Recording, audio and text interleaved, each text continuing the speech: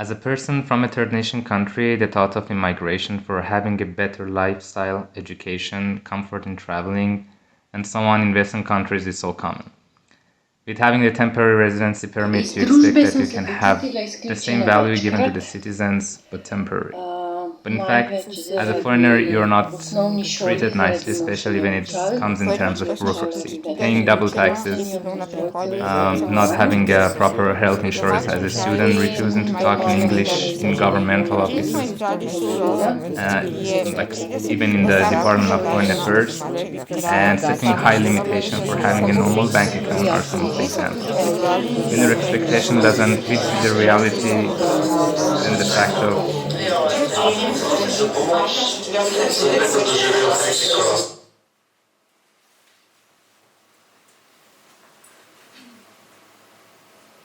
Vključenost in izključenost sta pojma, ki jo je težko do konca orisati. Skupino, ki stoji z mano na odru, smo raziskovali vzroke in posledice izključenosti. Ugotovili smo, da je to jara kača. Jara kača, ki je samo sebe in nas ujame v občutek brezizhodnosti. Mu lahko na kratko rečemo tudi kapitalizem.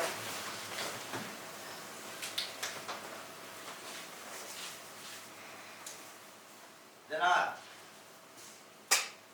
Denar.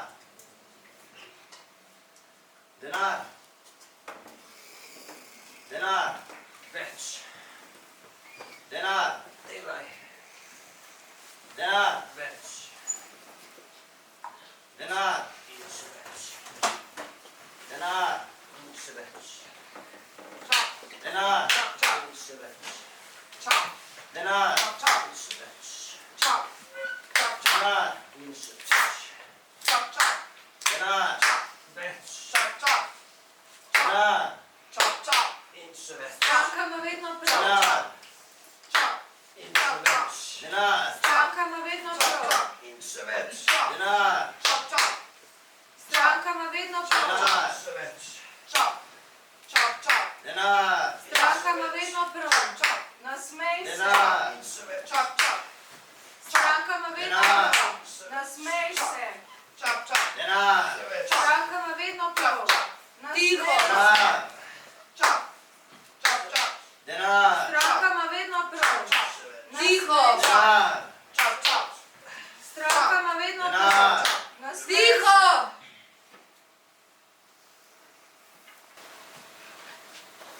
Mašina kapitalizma prežema vse pore posameznikovega življenja. Najprej se odraža v družbi, potem pa jo vidimo tudi v službi, šoli, v družini in pri prijateljih.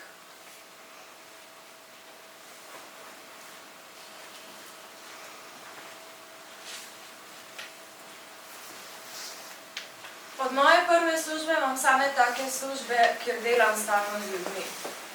Všeč mi je tako delo, sem pač tam za ljudi. Zajeban je to, ko delaš to dosti cajta. Vse je okej, se zgodi, da se človek nasmeje, pa si rečeš, wow, ta človek se pa po dolgem cajtu nasmeje. Je nek smisel, da delam tle. Ampak problem je, ker daš ful ene energije v to, vam pa dobiš zelo malo. Dosti manj tega šihta počas.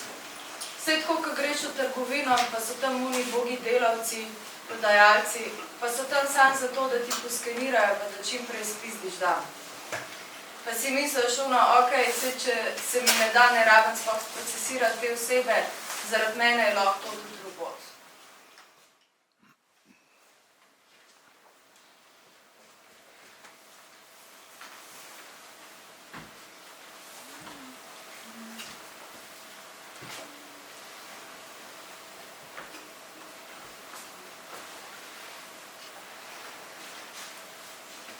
Jaz nisem imel točno določene situacije, ko sem se počutil, evo, zdaj to je pa izključenost, ne.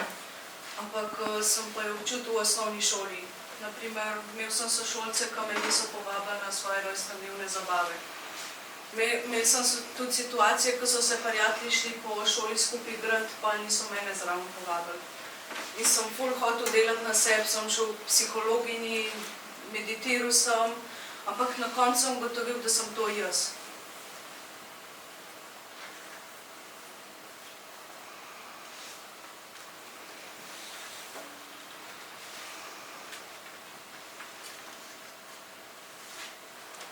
Moja zgodba o izključenosti se začne, ko sem šla v srednjo šolo.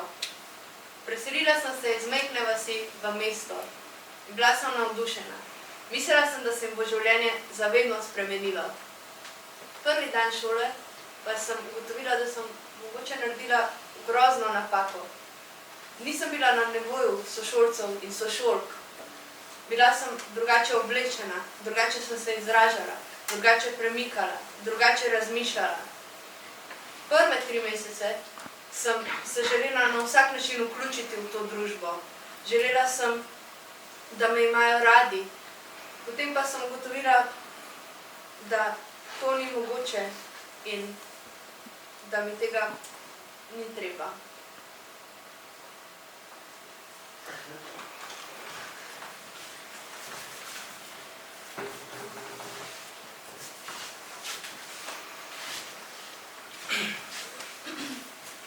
Živeli smo na vasi. Bili smo zelo velika družina, povezana.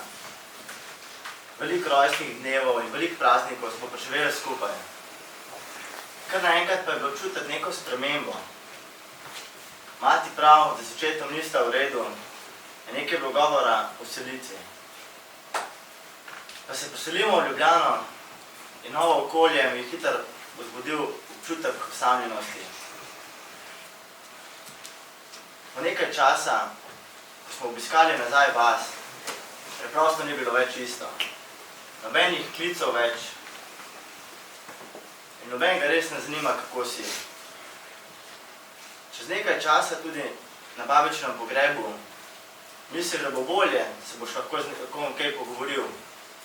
Še vedno nobenega ne zanima, kako si. Potem pa pride jeza, ker ugotoviš, da predolgo časa ustrežeš ljudem, katerim ni mar. In vprašanje še vedno ostaja, s čem sem si zaslužil? S čem sem si zaslužil to izpostavljenost?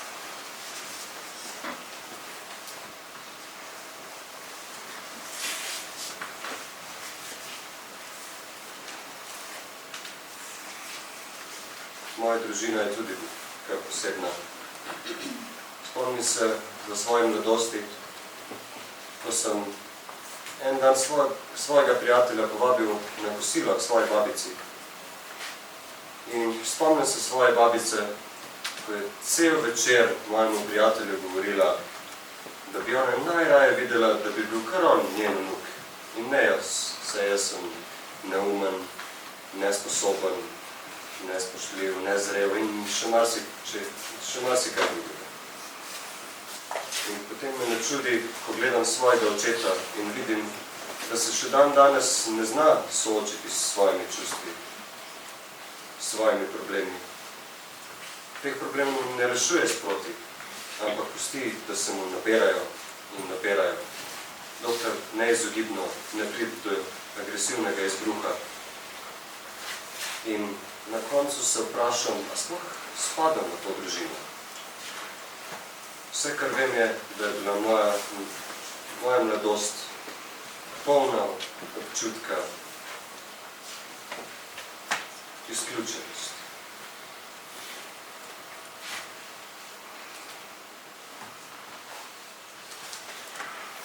Sam smo šli ven s frendi, od mojega fanta, v bistvu z najmimi frendi. In bili smo v lokalu, kjer je delal še en friend. Šla sem ga pozdraviti, malo sem pa poklepetala in rekel je, dej, gremo pol ven, ko končam. In jaz sem imela delavnico naslednji dan, zato sem rekla, joj, ful bi šla rada, ampak ne morem, ker pač rabim biti zjutraj okej. In je rekel, ne, sej, v bistvu je čisto vse, pač jaz bi šel ven s svojim fantom. In to me je toliko razjezil, ker jaz sem mislila, da sem tudi jaz njegova frendica, da jaz ga smatram kot frenda, on pa mene očitno vidi kot samo bejbo od njegovega prijatelja. Ker je v bistvu kar dušbek v teh medsebojnih odnosih, sem ga sred lokala dramatično napizdila in bila potem precej ogorčena na tem oziroma presenečena na tem, kako me je to prizadevalo. No, kasneje se je vrnil, se je pridružil naši mizi in rekel, hej, tukaj imaš eno biljavo, pa daj nekaj dramatizirati, malo se pomir, vse smo frendi, daj spi to, pa se pomir.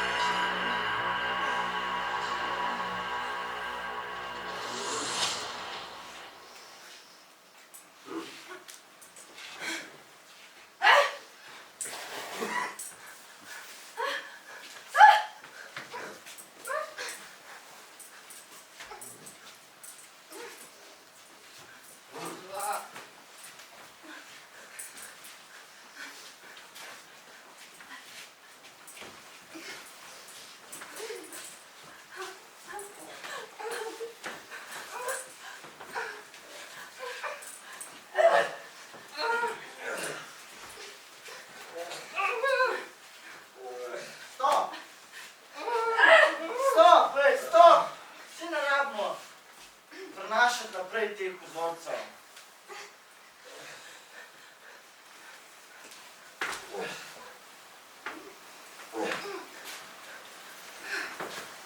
Vzorce je težko presegati. Včasih mislimo, da smo ujeti v tem ritmu obstoja. In verjetno tudi smo. Ampak ne smemo pozabiti, da so okoli nas soljudje, ki so na tej ali oni točki njihovega življenja doživljali isto. Upaj si biti prijazen. Upaj si biti pogumna. Upajmo si presegati te ustaljene vzorce. Lahko začnemo kar zdaj. Poglejte okoli sebe, poglejte sosede na obeh straneh in začnite z nasmehom. You can always start with a smile. Hvala.